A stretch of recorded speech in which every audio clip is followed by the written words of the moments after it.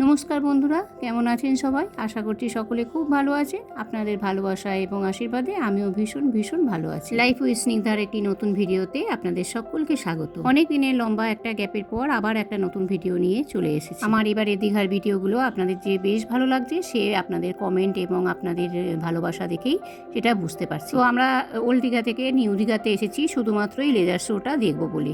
এর আগে ঢেউসাগর বা অমরাবতী পার্ক তো দেখেছি, এবারে আমাদের গন্তব্য হচ্ছে এই লেজার শো।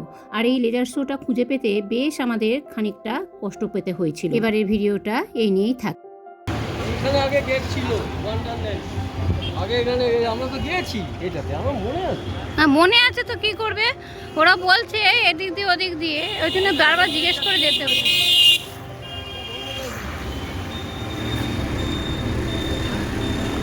দেখতে হবে, ফিরে চলে যেতাম না জিজ্ঞেস করলে। আমি ভাবছি ভেতরে লাইট কেন জ্বলবে তাহলে। অনেক খুঁজে খুঁজে লাস্টে লেজার পার্কে এসে পৌঁছালাম। লেজার পার্কটা যে কোথায় সেটা আমরা দুজনেই বুঝতে পারছিলাম না, যার ফলে প্রচুর লোককে জিজ্ঞেস করেছি। তারা কিন্তু বলছে যে এই গলি দিয়ে বা ওইগুলো দিয়ে যান, ঠিক পেয়ে যাবেন। কিন্তু আমরা তো জায়গাটা আসলে বুঝতেই পারছিলাম না। আবার দেখছি ভেতরে লাইটও জ্বালা রয়েছে, কিন্তু কী করে যে যাব, কোন দিক দিয়ে যে যাব সেটা বুঝতে পারছিলাম না। অবশেষে এসে পৌঁছালাম লেজার পার্কে। দেখলাম ভেতরে তখনও খোলা রয়েছে, আর বললো 8টা থেকে শো আরম্ভ হবে। তো তাড়াতাড়ি করে টিকিটটা কেটে নিল। 2টো টিকিট কেটে আমরা লেজার পার্কের ভেতরে গেলাম, আর তারপরতে যা সুন্দর শো দেখলাম সে আর বলবার কথা। হ্যাঁ, খুব তাড়াতাড়ি যেন শোটা শেষ হয়ে গেল, প্রায় 10 মিনিট 15 মিনিট মতন হলো।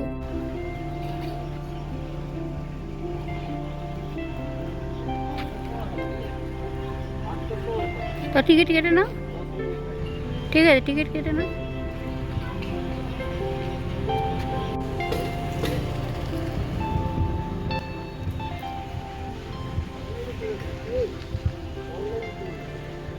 অনলাইনে নেই তো,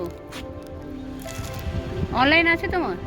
পারো? পার্কটা এত সুন্দর সাজানো, ভীষণ সুন্দর সাজানো। যে কোনো পার্কই ভীষণভাবে সুন্দর সাজানো থাকে, আর চারদিকে এত লাইটিং দেওয়া রয়েছে, ভীষণ সুন্দর লাগছিল। তবে বাচ্চাদের ভিড়টা কমই, কারণ অনেকটাই রাত হয়েছে, তো প্রায় 8টা বাজবো করছে। সন্ধ্যাবেলার দিকে অনেকটাই থাকে। আর ওইদিকে একটা লেকের মতো রয়েছে, ওখানে বোটিংয়েরও ব্যবস্থা করে দেওয়া হয়। আর যেমন আমরা অমরাবতী পার্কে আমরা গেছিলাম, সেই রকমই এই পার্কটাও রয়েছে। তবে ভীষণ সুন্দর পার্কটা, অনেকটা বড় জায়গা জুড়ে। আর ওই যে এখানে লেকের মতন ব্যবস্থা করা রয়েছে, ওইখানেই লেজার শোটা। এর এই পাশ থেকে লেজার ফেলা হয়, পাশে অপর পাশের যে বিল্ডিং আছে সেই বিল্ডিং এর গায়েতে এই লেজারটা পড়ে সুন্দর করে চিত্র তৈরি হয়। আর এই সেই ট্রেন লাইন, যেখানে পুরো পার্কটা জুড়ে একটা টয় ট্রেনের ব্যবস্থা থাকতো। পুরো পার্কটাই টয় ট্রেনটা কভার করতো।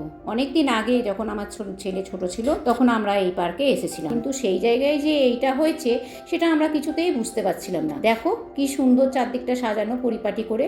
বাচ্চাদের অনেক রকম খেলনা রয়েছে, বাচ্চাদের নিয়ে এলে এখানে অনেকটা সময় কাটানো যাবে এবং বড়দেরও ভালো লাগবে সাথে।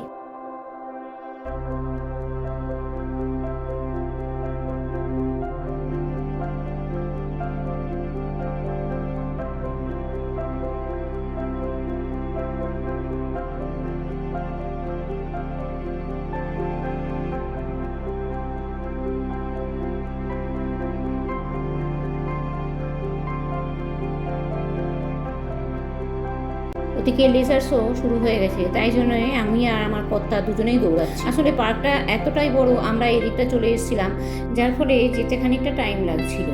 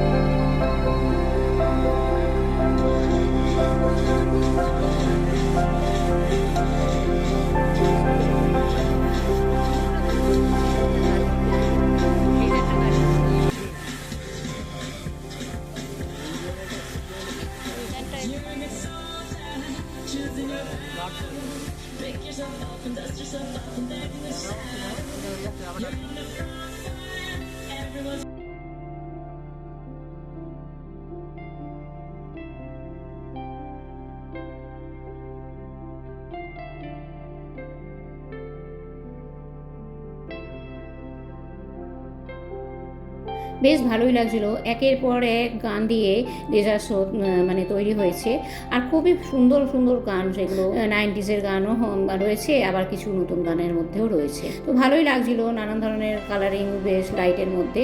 আর বাচ্চারা তো বেশ সুন্দরভাবে দেখছিল, যদিও বেশি বাচ্চা ছিল না, অনেক বড়রাও ছিল এবং বাচ্চা কয়েকজন ছিল।